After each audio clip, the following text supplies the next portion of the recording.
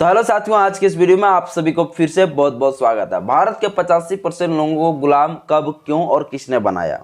भारत के 85% लोग जो भोले भाले ईमानदार लोग हैं, इनको गुलाम बनाने वाले लोग कहां से आया और किस तरह हमारे 85% भोले भाले लोगों को साथ शोषण हुआ, अत्याचार हुआ, सब कुछ आज के इस वीडियो में आपको बताने वाला हूँ। इससे पहले मैं आपसे अपील करता हूँ, मेरे यूट्यूब चैनल में पहली बार आए तो चैनल को सब्सक्राइब करें, बेल आइकन ऑल पर प्रेस करें ताकि जब भी वीडियो अपलोड करूं आपके पास तो नोटिफिकेशन मिलता रहे। और वीडियो को लाइक करना बिल्कुल भी ना भूलें क्योंकि आपका लाइक ही मुझे मोटिवेट करता है, इसलिए वीडियो लाइक करने बिल्कुल भी ना भूलें।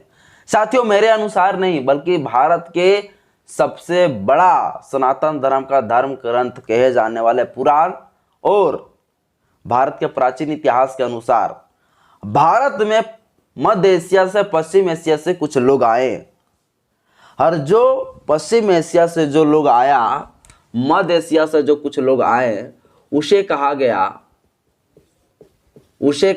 आर्य। मध्य एशिया से जो लोग आए उसे कहा गया आर्य, जिसको हम लोग ब्राह्मण भी कह सकते हैं, इसे कहा गया आर्य। ये जब आर्य आए, इसके बाद इस देश का नाम ही आर्यावत रख दिया, आर्यावत। जब ये भारत में इन्होंने घुसा तो इन्होंने देखा कि भारत के ये 85% लोग बहुत ही भोले भाले हैं, बहुत ही ईमानदार है, बहुत ही सरल है, बहुत ही कोमल है, इन्हें साधारण तुरंत जो है एक झटके में गुलाम बनाया जा सकता है। इसलिए उन्होंने पूरा 85% लोगों से युद्ध छेड़ दिया, और युद्ध छेड़ने के बाद हमारे 85% लोगों को पराजित करके पूरा सभी बहुजनों को 85% लोगों को गुलाम बना लिया और बंदी बना के गुलाम बनाया, गुलाम से दास बनाया और दास से सेवक बनने के लिए बेबस कर डाला। जो ये ब्राह्मण कब आए तो 2000 से 1500 ईसा पूर्व पहले, आज से 2000 से वर्ष 1500 ईसा, 2000 से 1500 ईसा पूर्व पहले ये आर्य लोग भारत आए। आज से अगर देखा जाए तो 2 से 2500 वर्ष पहले ये आर्य लोग आए।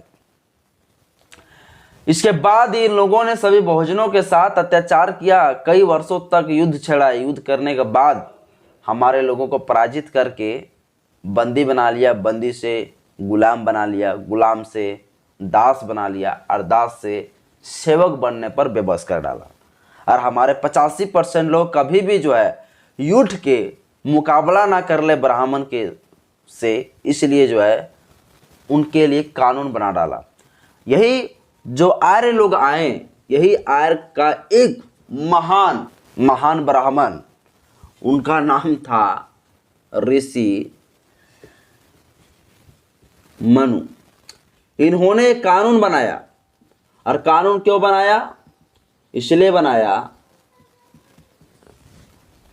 बनाया ताकि हमारे जो 85% भारत के लोग थे वो कभी भी जो है ब्राह्मणों से मुकाबला ना कर ले।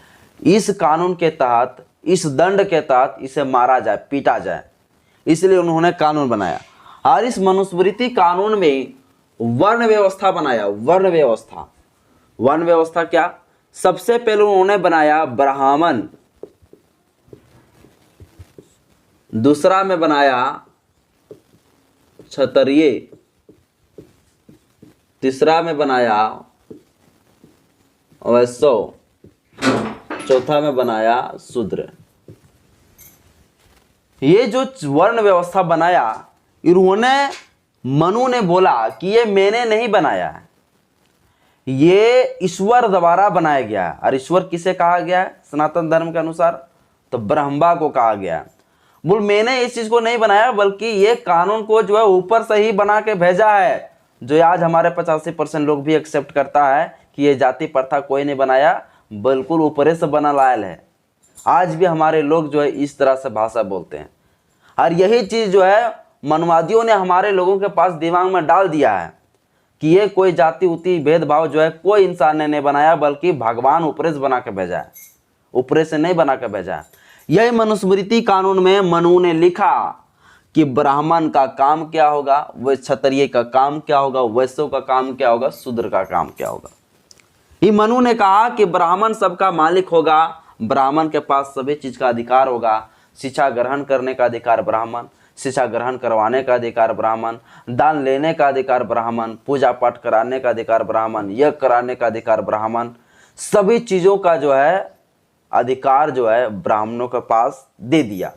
और ये ब्राह्मण जो थे वो क्षत्रिय बनाया, वैश्य बनाया, इसलिए बनाया ताकि ये शूद्र लोग जो है यहाँ के ब्राह्मण से लड़ना जाए, इसलिए उन्होंने सेना बनाया, ये क्षत्रिय बनाया, जो क्षत्रिय ब्राह्मण, फिर क्षत्रिय और वैश्य को बनाया। क्यों बनाया? ताकि ये क्षत्रिय और वैश्य जो है अगर शूद्र कोई बिजनेस करे, शूद्र अगर फसल उपजाए तो इनसे जो है छीन के वैश्य ले आएगा, और यदि वैश्य ना दे तो क्षत्रिय जाके इसको मारेगा।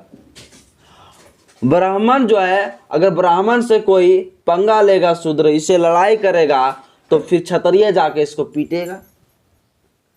इसलिए जो है मनुस्मृति में मनुओं ने ब्राह्मण को सर्वश्रेष्ठ बना डाला और क्षत्रिय को जो है सेना बना डाला और वैश्य को व्यापारी बना डाला कि शूद्र अगर व्यापारी करता है, शूद्र अगर कोई पशु को पालता है, शूद्र अगर कोई भी प्रकार से फसल उपजाता है तो जाओ और इसे छीन के लाओ। ये वैश्यों का काम था और ये व्यापारी करेगा वैश्य। और क्षत्रिय का काम था कि यदि शूद्र ना दे तो जाओ इनको मारो, ये सेना काम करता था। और ब्राह्मण का काम था सिर्फ शूद्रों से सब कुछ छीन के ले आना। ब्राह्मण शिक्षा ग्रहण करा सकता था, शिक्षा ग्रहण कर सकता था, यज्ञ करा सकता था, यज्ञ कर सकता था। वैश्य शूद्र सब लोग, वैश्य और क्षत्रिय ये सभी लोग जो है शिक्षा ग्रहण कर सकते थे, मगर शिक्षा ग्रहण करवा नहीं सकते थे। लेकिन शूद्र एक ऐसा था, ना शिक्षा ग्रहण कर सकता था ना शिक्षा ग्रहण करवा सकता था, कुछ भी अधिकार इनके पास नहीं था, धन दौलत संपत्ति रखने का अधिकार था ही नहीं। अब ये सब चीजें व्यवस्थाएं जो है जो मनुस्मृति का श्लोक 90 है उसमें है, श्लोक 91 में है, ये श्लोक 92 में है, ये श्लोक 93 में है, जो मनुस्मृति का श्लोक में है। ये मैं नहीं कह रहा हूं, ये कहता है मनुस्मृति का श्लोक 90, 91, 92, 93। साथियों, भारत में जब जब अन्याय हुआ है तब तब उस अन्याय को लड़ने वाला, न्याय दिलाने वाला लोग पैदा हुए। और इसी प्रकार से 2000 सालों तक गुलाम बनाने के बाद फाइनली भारत देश में जो है अंग्रेजों का एंट्री होता है। और जब अंग्रेज एंट्री करते हैं इसके बाद उनको, अंग्रेज को पता ही नहीं था कि भारत के अंदर इस तरह से ब्राह्मण लोग कानून बना के डालें। अरे हमारे 85% लोगों के साथ गुलाम बनाया है, दासी बनाया है। उन्हें तो कुछ पता नहीं था, क्योंकि वो लोग जातिवाद भेदभाव कुछ जानता ही नहीं था। मगर ब्राह्मणों ने यहाँ पर जाति बना के डाला था, जाति बना के हमारे लोगों को गुलाम बनाया, दास बनाया। जैसे ब्राह्मण, जैसे ही अंग्रेज यहाँ पर कास्टिज्म बना के रखा है, अनटचेबिलिटी लोग भारत के अंदर रहते हैं। इसके बाद धीरे धीरे जब उन्हें पता चलने लगा, इसके बाद अंग्रेज ने ये सभी जो मनुस्मृति कानून जो बना के रखे गए थे अनटचेबिलिटी लोगों के ऊपर, इसके ऊपर उन्होंने और अंग्रेजों ने ये प्रण ले लिया कि इस देश में जो ये कानून चल रहा है, इन कानूनों को मैं बंद करा डालूंगा। अंग्रेज का कानून लागू पूरा भारत के अंदर हो गया। अंग्रेज का कानून जब भारत में लागू हुआ, उसी समय सती प्रथा भी चल ही रहा था। सती प्रथा क्या? जहाँ पर एक महिलाओं को जो है उसके पति मर जाने के बाद उसे जिंदा जला दिया जाता है, वो प्रथा भारत में लागू था। अंग्रेजों का शासनकाल 200 साल तक चला, अब ब्राह्मणों का शासनकाल 2000 सालों तक चला। अब देखिएगा दोनों में डिफरेंट। 2000 सालों तक हम लोग को गुलाम बनाया और अंग्रेज 200 सालों में ही हम लोग को आज़ाद करा दिया डाला। भला कौन किया? ब्राह्मणों ने किया या अंग्रेजों ने किया? आज भी हम लोग कहते हैं अंग्रेज बुरा थे। सब अंग्रेज बुरा नहीं था साथियों। भारत के अंदर सती प्रथा पूरा लागू था अंग्रेज आने के बाद भी। जब अंग्रेजों की इस बात को पता चला, इसके बाद इन्होंने स्टेप लेना शुरू किया। जब राजा राम मोहन राय को इस बात को पता चला कि अब अंग्रेज जो है छोड़ने वाले नहीं है किसी को, अगर इस तरह से कोई करेगा तो उसे अपराध घोषित कर देगा। राजा राम मोहन ने सब ब्राह्मणों से बात करने लगा। वही ब्राह्मण का संस्थापक है राजा राम मोहन राय। राजा राम मोहन राय ने सभी ब्राह्मणों को बात को कहने लगा कि ब्रिटिश हम लोग को नहीं छोड़ेगा अगर हम लोग इस तरह से महिलाओं को जिंदा जलाएंगे तो। और ब्राह्मणों ने इस प्रकार से षड्यंत्र रचा कि सभी लोगों को, सभी हमारे 85% लोगों को बोला कि ये जिंदा जलेगा तभी वह पुण्य कहलाएगा, तब उस स्वर्ग में जाएगा। और इस तरह हमारे 85% लोगों के साथ जो है अत्याचार किया। इसके बाद जब इस बात को अंग्रेजों को पता चला तो फाइनली 4 दिसंबर 1827 में सती प्रथा कानून पर प्रतिबंध लगा दिया।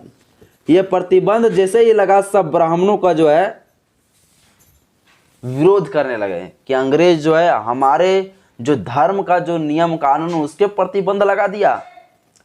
जैसे ही इस कानून के ऊपर प्रतिबंध लगा, पूरा ब्राह्मणों ने जो है अंग्रेजों का विरोध किया।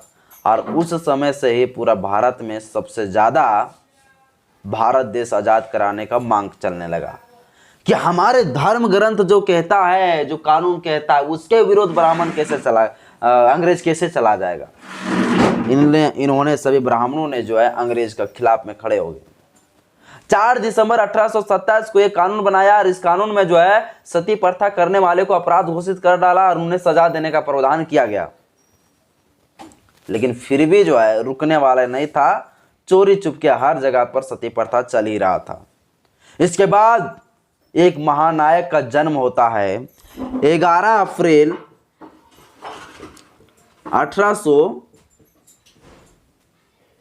1829 को। 2 साल के बाद एक महानायक का जन्म होता है, जिस महानायक का नाम ज्योतिबा फूले था। शूद्रों को आजाद करा डाला। शिक्षा का अधिकार नहीं, पढ़ने का अधिकार नहीं, गले में मटका पीछे में झाड़ू, ये व्यवस्था थी मेरा भारत के अंदर। और शूद्र कोई भी ईश्वर का नाम ले लेता था। अगर वो मंदिर की तरफ जावे तो उस मंदिर को धो के जो है ब्राह्मण लोग पवित्र करता था और 10 दिनों तक शूद्रों को खाना नहीं देता था। पानी पीने का अधिकार नहीं, पानी अगर पी ले तो उन्हें प्यासे रहना पड़ता था 10 दिन, उसे ऐसा सजा दिया जाता था। जो जानवर लोग पानी पी के छोड़ते थे उस पानी को जो है शूद्र पीते थे। पानी पीने के लिए मर जाते थे लोग।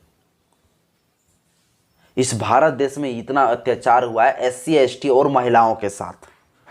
मूलाक्रम टैक्स बना के रखा जो केरल के त्रावणकोर में जो है लागू था। स्तन ढकने पर टैक्स लिया जाता था। स्तन खुला रख के जो है SC ST महिलाओं को चलना पड़ता था। और स्तन अगर ढकेगा तो उसके लिए ब्रिस्ट टैक्स दो, छाती ढकने के लिए टैक्स दो। वो टैक्स जो है ब्राह्मण लोग वसूलते थे। और इसलिए जो है कुछ महिलाओं लोग जो है वो स्तन ढकने का टैक्स नहीं दिए। इसके लिए ब्राह्मणों ने उससे लड़ाई किया और अंत में जो महिला अपना स्तन को काट के अपना जान गंवा दी। यही है भारत का असली इतिहास। इतना अत्याचार ब्राह्मणों के साथ किया। और जब ये शूद्र महिलाएं जब टैक्स देने के लिए कोई भी पैसा अन्न वगैरह फसल उपजाते थे तो ये ब्राह्मण क्षत्रिय वैश्यों को जाके इससे छीन के ले आता था। और ये लोग भी छीन के अपने पास नहीं बल्कि यहाँ दे देते थे। ब्राह्मण सबसे सर्वश्रेष्ठ ब्राह्मण और पूरा इस देश का राजा कहलाया ब्राह्मण। ये इस भारत देश का कहानी है, ये कोई अलग देश की कहानी। ज्योतिबा फूले सावित्रीबाई फूले के अनुदान से भारत में शूद्रों के लिए सबसे पहले लॉर्ड विलियम बेंटिंग के द्वारा 1840 में महिलाओं के लिए शूद्रों के लिए सबसे पहले विद्यालय खोला, जिसे आज विद्या की माता कहा जाता है। लेकिन यहाँ तो विद्या की माता सरस्वती माता को बना डाला है। जो हमें हर चीज़ों से प्रतिबंध किया उन्हें माता बना डाला। आज जिन्होंने हमें अधिकार दिया उसे आज कोई इतिहास में नहीं पढ़ाया जाता है। यही है भारत का असली इतिहास। इस तरह हमारे लोगों के साथ गुलाम बनाया, हमारे लोगों के साथ अत्याचार किया। साथियों वीडियो बहुत लंबा हो जाएगा, इसलिए मैं वीडियो को थोड़ा लंबा नहीं ले जाना चाहता हूँ। चूँकि वाईफाई तो मेरे यहाँ पास लगा हुआ नहीं है और बिजली भी कभी भी कट सकता है। वीडियो अपलोड करने में बहुत ज़्यादा दिक्कत होने लगता है, इसलिए मैं वीडियो को यहीं समाप्त करता हूँ। वरना इस लेक्चर को अगर मैं चलाने लगूँ तो पूरा जो है एक दिन चलेगा फिर भी ख़त्म होने वाला नहीं है, चूँकि मैं पूरा हिस्ट्री को पढ़ लिया हूँ। ये ब्राह्मणों ने हमारे लोगों के साथ कैसे गुलाम बनाया सब कुछ पढ़ लिया हूँ, इसलिए बहुत लंबा क्लास चल जाएगा। अरे लंबा क्लास तब लूँगा जब डिजिटल बोर्ड हो जाएगा, बिजली व्यवस्था हो जाएगा, इन्वर्टर हो जाएगा तब। अभी उतना लंबा क्लास नहीं ले सकूँगा, इसके लिए वीडियो को मैं यहीं रखता हूँ। इससे पहले मैं आपसे अपील करता हूँ, मेरे यूट्यूब चैनल में पहली बार आए तो चैनल को सब्सक्राइब कर लें, बेल आइकन ऑल पे प्रेस करें। वीडियो अच्छा लगे तो लाइक करना बिल्कुल भी ना भूलें, क्योंकि आपका लाइक ही मुझे मोटिवेट करता है। जय भीम, जय भारत, जय संविधान, जय विज्ञान।